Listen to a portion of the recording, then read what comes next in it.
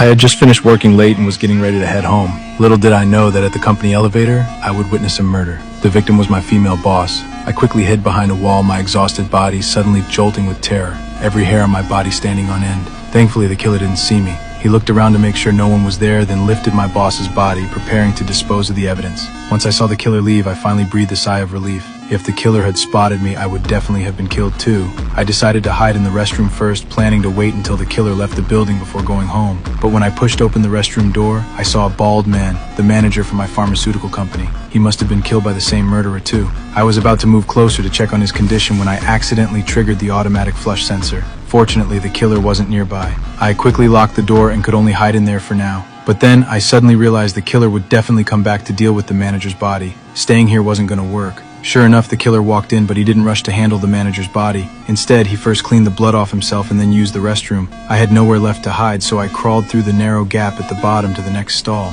Since I'm small, I didn't make much noise. Just as I squeezed through, the killer pushed the door open and took a set of keys from the manager's body. Suddenly, my body shifted and triggered the flush sensor again. Luckily, it was a false alarm because the manager's body also triggered the sensor at the same time. The killer didn't realize there was someone in the next stall. As the killer's footsteps gradually faded away, I was finally able to run out. I went to an office to call the police, but discovered that a colleague named Mike was still there. I quickly told Mike there was a killer in the building and that he absolutely couldn't make any noise. Then I pulled Mike into the elevator.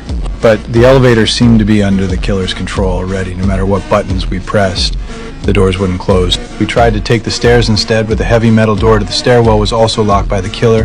He did this as a precaution. If there were any survivors left in the company, he couldn't let them leave alive. So Mike and I decided to split up. Mike would use the computer to call for help while I looked for other exits. As I was walking, I suddenly saw the killer appear ahead, walking toward me. I was so scared, I ran back to meet up with Mike. Unaware of what was happening, Mike said loudly, "The network has been cut off."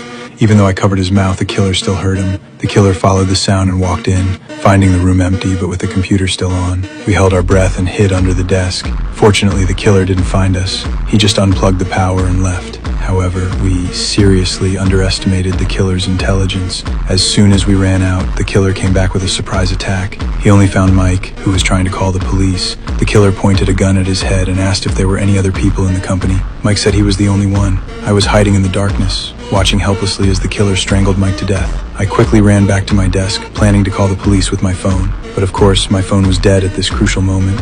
With trembling hands, I plugged in my phone to charge. Just then, I turned around and saw a pair of legs behind me. When I got closer, I discovered it was Mike's body. To save my life, I took Mike's access card and successfully opened the stairwell door. I was so scared I almost screamed out loud.